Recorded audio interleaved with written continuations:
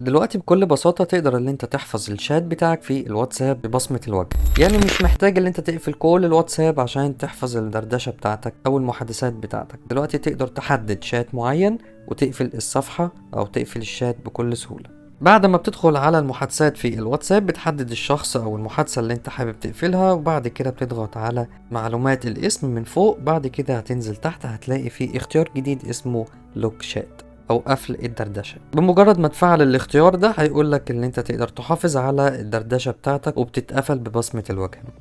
بتضغط على كونتينيو او الاستمرار، هتلاقي بصمه الوجه على طول اتفعلت معاك. مجرد ما ترجع للمحادثات هتلاقي في اختيار فوق الاركايفد او الارشيف فتح اختيار جديد اسمه لوك شات. لو انت ضغطت على اللوك شات هيفتح طبعا بصمة الوجه زي ما انت شفت، ويجيب لك المحادثات اللي انت حاططها هنا وكلها بتكون محفوظة او مخفية. لو حبيت ان انت ترجع الشات مرة تانية بتضغط على اللوك شات، وبتيجي على الشات او المحادثة وبتسحبها ناحية اليسار هتظهر لك كلمة مور او المزيد. تضغط عليها وتيجي على اختيار Unlock شات او فتح قفل المحادثة، بتضغط عليها هتلاقي المحادثة بتاعتك رجعت تاني للقائمة الرئيسية. بس كده معلومة على السريع، ما تنساش تعمل لايك وسبسكرايب وادخل عندي على المحتويات اللي فاتت اكيد هتستفيد. شكرا ليكم واشوفكم على خير. كان معاكم أسامة رستم.